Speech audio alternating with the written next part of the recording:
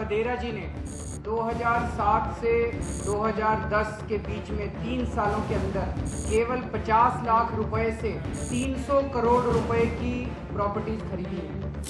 DLF ने interest free unsecured loan Robert Vadra को क्यों दिया? रॉबर्ट वधेरा ने डीएलएफ को क्या फायदा पहुंचाया? इतनी सारी प्रॉपर्टीज कौड़ियों के दाम पर डीएलएफ ने रॉबर्ट वाड्रा को क्यों दी? अपने ही पैसे से। ये हमला कांग्रेस पार्टी और कांग्रेस की लीडरशिप पे। कुछ परिवार इस प्रकार दिन दहाड़े देश को लूट रहे हैं। Unless there is a specific allegation of quid pro quo or corruption, I'm afraid private transactions cannot and ought not be allowed to be questioned on the basis of imputations and insinuations. लेकिन एक पर एक सारे के सारे मंत्री defend करने पर लग पड़े और कानून मंत्री तो एक कदम आगे चले गए कि मैं तो जान देने को तैयार हूँ। देश के अंदर कौन फैसला करेगा? सही क्या है, गलत क्या? क्या मीडिया के कहने पर कागजात दिखा देने से ये बात साबित हो जाती है? डाल में कुछ काला है। और इसकी तहकीकात कौन करेगा? किसी एजेंसी के पास कोई कंप्लेंट तो कैसे इंक्वायरी होगी? कुछ तो फायदा पहुंचाया रॉबर्ट वाड्रा ने। अगर आपके पास सबूत होते तो यकीनन आप कानूनी कार्रवाई करते। नमस्कार, मैं रविश कुमार। पिछले शुक्रवार से राजधानी दिल्ली की सियासी रातों में जगराता चल रहा है। कहा जा रहा है कि अरविंद केजरीवाल ने रॉबर्ट वाड्रा और डीएलएफ के कथित रिश्तों को सार्वजनिक कर दिल्ली के कुलीन तंत्र को नरभसा दिया है। सत्ता का कुलीन गलियारा इस बात को लेकर हल्का सा चिंतित है कि पर्दादारी का आपसी लिहाज कहीं टूट ना जाए, वरना आज अरविंद केजरीवाल हैं, कल कोई और हो सकता है जो इस तरह के कैमरों को बुलाकर बवाल काट दे और दिल्ली की गुप्त रातों को उघाड़ दे, पर्दा हटा दे। मीडिया के गुणी लोग इस साप्ताहिक चिंता में दुबले हो रहे हैं कि उन पर बिना ठोस प्रमाण के खबर छापने का दबाव बढ़ जाएगा। सत्ता के गलियारे की गप्पों को खबर की तरह छापना कहां तक सही होगा, क्योंकि इस घटना ने एक बार फिर से मीडिया की चुप्पी को सार्वजनिक बहस के दायरे में ला दिया है। तो क्या शुक्रवार की प्रेस कॉन्फ्रेंस ने सत्ता के गलियारे की हम्बूराबी कोड को तोड़ दिया है? पहले हम्बूराबी कोड क्या है ये जान लेते हैं। 1772 ईसा पूर्व का यह एक बादशाह था हम्बूराबी, जिसके बनाए कानूनी कोड के अनुसार हैसियत के आधार पर सजा दी जाती थी। एक ही अपराध के लिए ऊंचे लोगों को कम सजा। कोड में दोनों पक्षों पर सबूत पेश करने की जिम्मेदारी होती थी। हैसियत के हिसाब से सजा या रियायत हमारे धर्मशास्त्रों ने भी दी है। आधुनिक कानून में लिखित रूप से तो ऐसा कुछ नहीं, सब बराबर है, मगर अलिखित रूप में ऐसा ही है। क्या मीडिया वाकई सत्ता के बड़े रसूखदारों को लेकर चुप रहा है, सेलेक्टिव या चुनिंदा रहा है? तो क्या इस बार रॉबर्ट वाड्रा के बचाव में सर्वदलीय राजनीतिक मीडिया बिजनेस जमात के एक तबके के द्वारा जरूरत से ज्यादा संवेदनशीलता सावधानी बरती जा रही है? इसके जवाब में इकोनॉमिक टाइम्स में समाजशास्त्री शिव विश्वनाथन का एक बयान छपा है कि एक परिवार होता है जो करीबी है और एक होता है जो हड़पता है। अरविंद ने भारतीय संस्कृति के सबसे संवेदनशील बिंदु पर चोट कर दी है। अगर कनिमोई पर हमला करना सही है तो वाड्रा पर क्यों नहीं है? एक तरह से केजरीवाल यह कह रहे हैं कि पुराना तरीका अब नहीं चलेगा। क्या सचमुच राजनीति को नई नजर से देखने का यह वक्त है? क्या हम कुछ भूल तो नहीं रहे?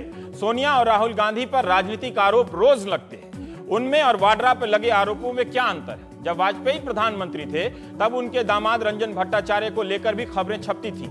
मार्च 2001 के अंक में आउटलुक की कवर स्टोरी है और उसी का अंश है कि पिछले कई वर्षों में भट्टाचार्य का प्रभाव बढ़ा है।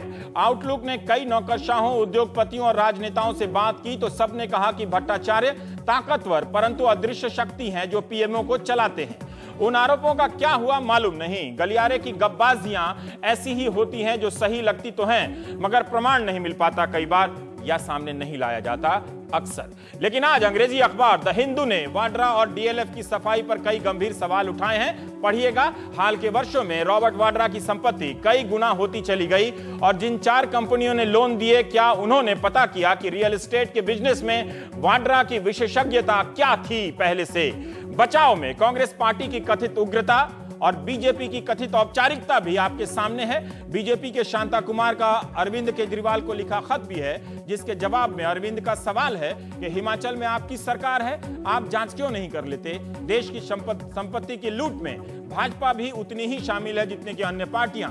अजीब बवाली हैं ये लोग, कोई समर्थन देने जाता है वो भी फंस जाता है। क्या ये लोग राजनीति के बुनियादी काम को फिर से रेखांकित कर रहे हैं? बता रहे हैं कि राजनीति को लोगों से जुड़ने के लिए तार जोड़ना आना चाहिए।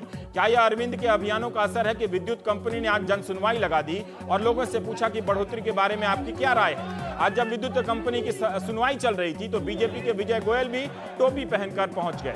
उनकी टोपी का रंग काला था और सफेदी से लिखा था बिजली आंदोलन। अरविंद की टोपी सफेद है और काले से लिखा है मैं आम आदमी हूं। दोनों ने एक साथ खड़े होकर एक दूसरे पर आरोप प्रत्यारोप किए और एक दूसरे का स्वागत किया।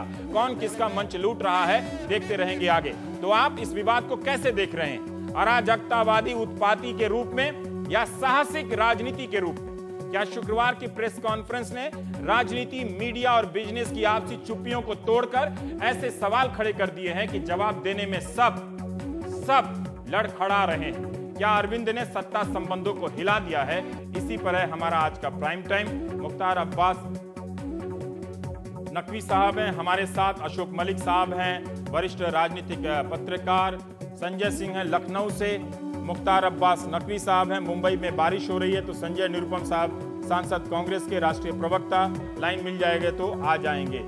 हम आपसे ही शुरू करते हैं अभय की अरविंद का सवाल इन सत्ता संबंधों को कितना बुनियादी रूप से हिला रहा है? मैं तो कह रहा हूं कि अब पहली बार सत्ता संबंधों को बुनियादी रूप से हिलने की शुरुआत हुई है। इसका कारण यह है कि पहले ये कहा जाता था कि भाई इस देश में भ्रष्टाचार है। हाँ। इस बात को मानने में किसी को तकलीफ नहीं होती थी। फिर कहा जाता था कि सभी नेता भ्रष्ट हैं, तो इस पर थोड़ी सी तकलीफ होती थी, लेकिन घुमा फिरा के लोग इस बात को भी मान लेते थे। हाँ। कहा जाता था अफसर भ्रष्ट हैं या व्यवस्था खराब है, इन बातों को लोग मान लेते थे। इससे किसी को दरअसल बेचैनी नहीं होती थी। लेकिन जब शीर्ष के ऊपर बम्बार्डमेंट होता है, हाँ। जब बिल्कुल सत्ता के शीर्ष पर बैठे हुए लोगों पर हमला होता है, तब दरअसल बेचैनियां पैदा होती हैं और सबके असली चेहरे साफ होते हैं। तब ये दिखाई पड़ता है कि कौन सा अखबार इस खबर को छाप रहा है कि नहीं छाप रहा है। अच्छा।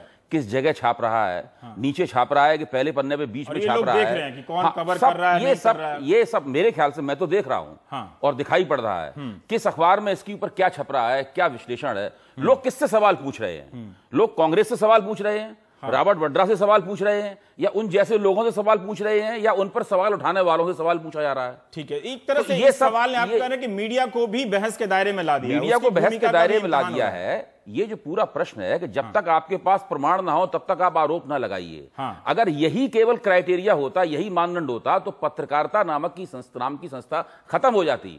पत्रकारों को बार्किंग डॉग ऑफ डेमोक्रेसी कहा जाता है। हाँ। क्या जो रखवाला होता है उसके पास प्रमाण होता है कि सामने आने वाला संदिग्ध व्यक्ति है, गारंटी के साथ चोर है, गारंटी के साथ लुटेरा है।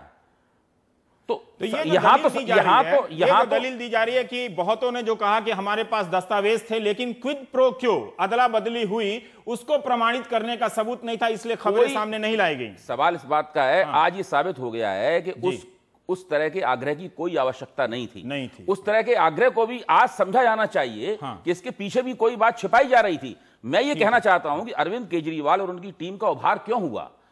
वो हर काम वो कर रहे हैं जो कि विपक्षी दलों को करना चाहिए था, जो कि भारतीय जनता पार्टी को करना चाहिए था, हाँ। जो कि लेफ्ट पार्टियों को करना चाहिए था। उन्होंने जो विपक्ष का स्पेस खाली किया है, जो गुंजाइश खाली की है, उसी गुंजाइश में तो उनकी दावेदारी पनप रही है। India's #1 news app just got even better. Download NDTV's new app. Fully optimized for retina display. Full screen view. Faster response time. And Sudoku. NDTV's new iPad app. Download now.